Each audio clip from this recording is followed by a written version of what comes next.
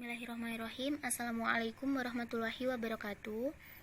Perkenalkan, kami dari kelompok 10 yang beranggotakan Mutia Afrida dengan NIM 175231020 dan saya sendiri Deva Ipetaloka dengan NIM 175231068. Nah, di kelompok 10 ini akan menjelaskan mengenai pendekatan Maqasid Syariah Index. Apa tahu Maqasid Syariah Index itu? Pengertian MSI. Yang pertama, secara etimologi. Secara etimologi, maqasid syariah terdiri dari dua kata, yaitu maqasid dan syariah. Maqasid merupakan jamak dari kata mahsyud, yang artinya kesengajaan atau tujuan. Adapun syariah yang berarti jalan menuju air atau dapat dikatakan sebagai jalan menuju sumber arah kehidupan. Yang kedua, pengertian maqasid syariah merupakan menurut Imam Ghazali merupakan penjagaan maksud dan tujuan maqasid syariah sebagai upaya untuk bertahan hidup, menahan faktor-faktor kerusakan, dan mendorong kesejahteraan. Yang ketiga itu menurut ahli ekonomi dan keuangan kontemporer di Indonesia.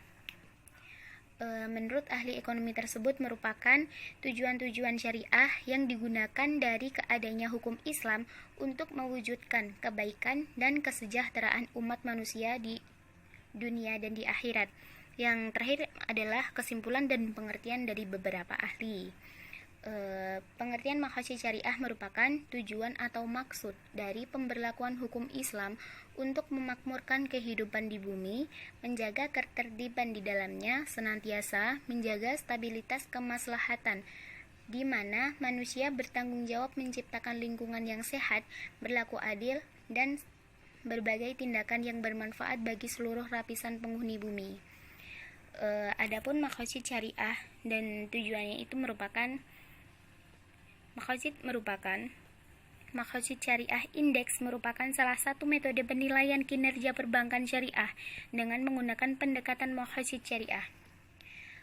Sedangkan menurut Dr. Muhammad Al-Yubi mendefinisikan bahwa maqasid syariah merupakan makna-makna dan hikmah-hikmah yang ditetapkan Allah dalam syariah, baik yang khusus maupun yang umum, yang bertujuan untuk merealisasikan kemaslahatan hamba. Adapun tujuan pokok yang disyariatkan hukum Islam adalah untuk kemaslahatan manusia, baik di dunia maupun di akhirat.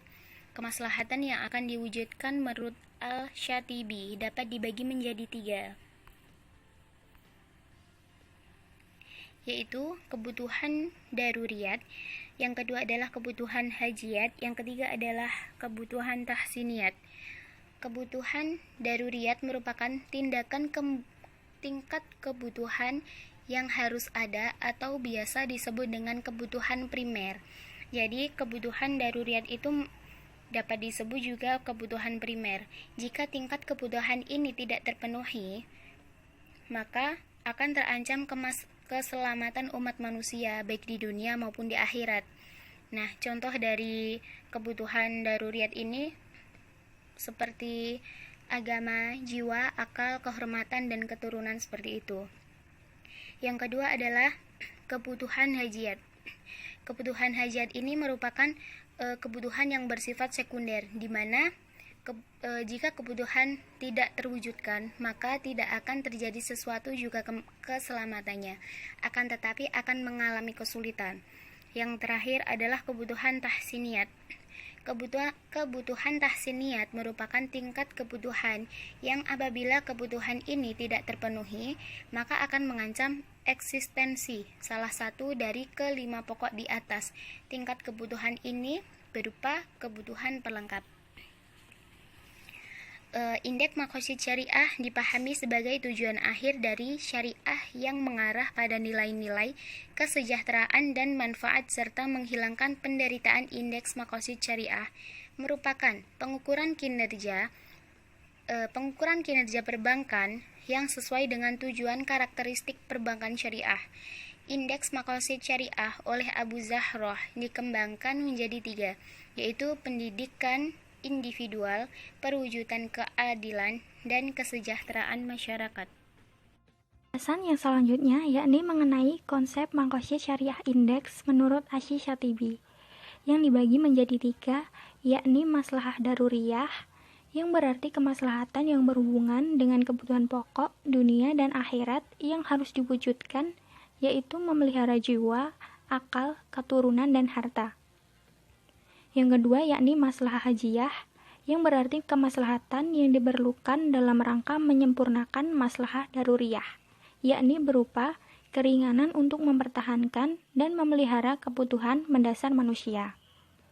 Dan yang ketiga yakni maslahah tahsiniyah, yang berarti kemaslahatan yang bersifat komplementer atau pelengkap, yakni berupa keleluasaan dan kepatuhan yang bisa melengkapi kemaslahatan sebelumnya. Nah, dari ketiga konsep tersebut kemudian dibagi menjadi 10 dimensi, yaitu yang pertama hibah pendidikan, biaya penelitian, biaya pelatihan, biaya publikasi, laba atau total pendapatan, mudharabah dan musyarakah, pendapatan bebas bunga atau jumlah pendapatan, profitabilitas, yakat atau laba, dan yang terakhir yakni penyaluran sektorial atau jumlah penyaluran. Dari 10 dimensi tersebut kemudian diubah menjadi 3 rasio kinerja, yakni yang pertama education individual atau mendidik individu, yang terdiri dari dimensi pendidikan, pelatihan, penelitian, pengembangan, dan publikasi. Dan yang kedua yakni establishing justice atau menegakkan keadilan, yang terdiri dari dimensi pengembalian yang adil, produk dan jasa yang terjangkau, dan penghapusan atas ketidakadilan. Dan yang terakhir yakni maslahah atau kesejahteraan atau kepentingan publik, yang terdiri dari dimensi profitabilitas bank, distribusi pendapatan, dan kekayaan serta investasi di sektor real.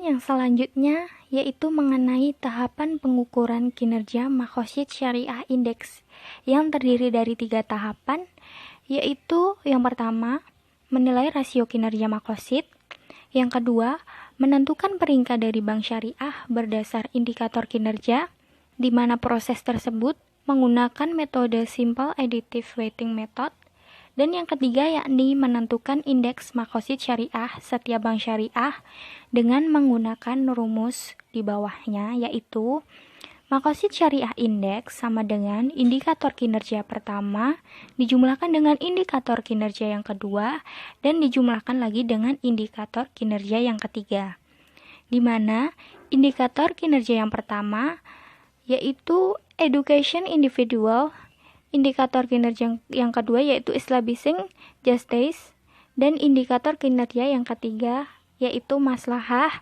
yang telah saya sampaikan sebelumnya mengenai 3 rasio kinerja. Selanjutnya yaitu Maqasid Syariah Index sebagai alat ukur kinerja perbankan syariah.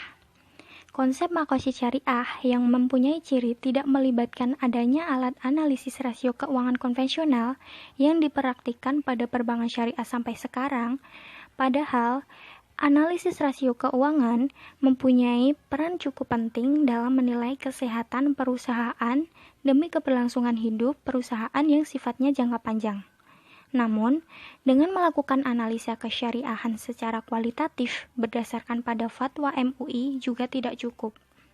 Karena laporan keuangan menyajikan data-data yang dapat diolah untuk mengukur kinerja perbankan syariah dalam mewujudkan tujuan dasarnya.